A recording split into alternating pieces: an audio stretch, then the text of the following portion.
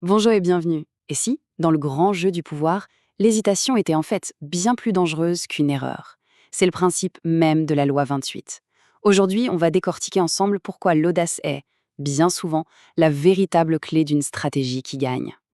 On va commencer par une question qu'on s'est tous déjà posée. Dans un monde qui nous dit tout le temps d'être prudent, est-ce que le fait d'hésiter est un signe de faiblesse ou de sagesse? Eh bien, d'un point de vue purement stratégique, la réponse risque de vous bousculer un peu. Voilà, on est au cœur du réacteur. Le principe, il est simple. C'est tout ou rien. Si le doute s'installe, on ne bouge pas. Mais si on décide d'agir, alors il faut y aller à fond, avec une audace totale.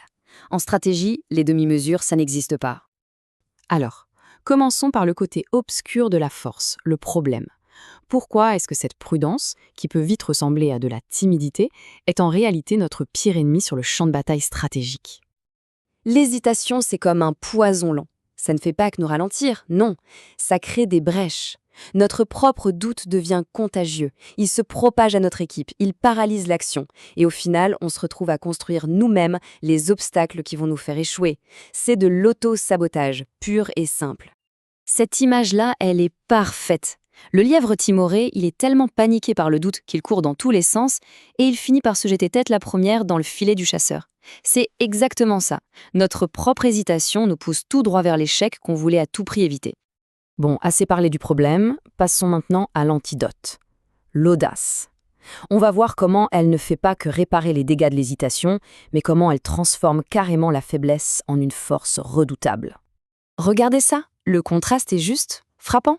Le timoré, il expose ses faiblesses, alors que l'audacieux, lui, il les camoufle derrière un mur d'assurance. Et toute la différence est là. L'audace, c'est pas juste une façade, c'est un véritable aimant qui attire le pouvoir et qui capte l'attention. L'un des effets psychologiques les plus puissants de l'audace, c'est la perception.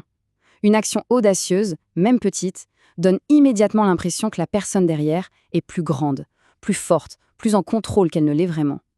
C'est un véritable multiplicateur de force, mais dans la tête des autres. Et cette impression de grandeur, elle frappe fort, ça intimide. Une action soudaine, audacieuse, ça court-circuite littéralement le cerveau de l'adversaire. Il n'a plus le temps de réfléchir, il est paralysé. C'est la vitesse et la confiance qui créent ce choc et qui le forcent à faire un pas en arrière. Et c'est là que ça devient absolument fascinant. L'audace, ça permet même d'effacer ses propres erreurs. On fait un faux pas? Pas du tout, c'était une manœuvre, une feinte parfaitement calculée. En remettant une couche d'audace, on ne laisse jamais voir la moindre faille. On maintient cette illusion de contrôle total. La théorie, c'est bien, mais la pratique, c'est encore mieux.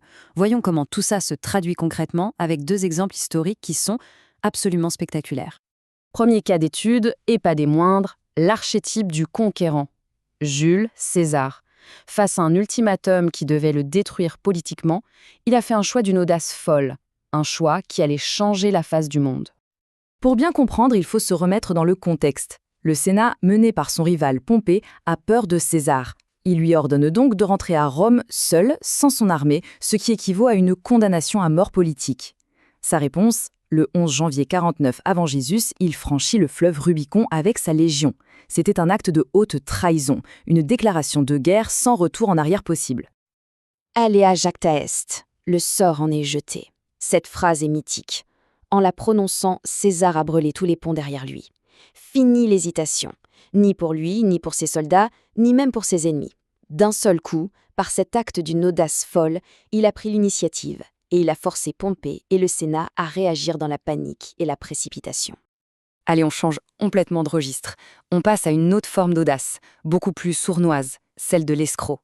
L'histoire de Victor Lustig, qui a utilisé l'audace pour monter une arnaque si énorme, si spectaculaire, qu'on en viendrait presque à l'admirer. Accrochez-vous, son plan est génial. D'abord, il se fait passer pour un fonctionnaire qui doit vendre secrètement la tour Eiffel à des ferrailleurs. Ensuite, le coup de maître, un acheteur doute. Alors que fait Lustig? Il lui demande un pot de vin. Son rôle de fonctionnaire corrompu devient tout à coup parfaitement crédible. Et le meilleur pour la fin, quelques mois plus tard, il est revenu à Paris pour essayer de la vendre une deuxième fois. Alors, comment un truc pareil a pu marcher? Eh bien, la clé, elle est psychologique. Le mensonge était tellement énorme, tellement invraisemblable, que personne ne pouvait imaginer que c'était une arnaque. L'audace démesurée de l'acte a servi de camouflage. Notre cerveau a du mal à concevoir une tromperie de cette ampleur. Après des histoires comme ça, on pourrait croire que l'audace, c'est inné. Soit on l'a, soit on l'a pas. Mais la loi 28, elle nous dit tout le contraire. L'audace, c'est une compétence. Ça s'apprend et ça se maîtrise. Alors, comment on fait? Attention, il ne s'agit pas d'être imprudent. La vraie audace, ça se prépare, ça se planifie. C'est le coup de grâce d'une stratégie mûrement réfléchie, pas une charge à l'aveugle. On l'utilise au moment décisif, parce que si elle devient une habitude, si elle est prévisible, elle perd absolument tout son pouvoir. Cette vieille citation résume tout. Il y a une relation presque mystique entre la chance et l'action audacieuse. En agissant avec une conviction totale, sans l'ombre d'un doute, on donne l'impression de plier la réalité à sa volonté. Et on attire à soi des opportunités qui semblaient totalement hors de portée. Pour finir, imaginez une partie de poker. Un joueur fait tapis. Il mise tout ce qu'il a.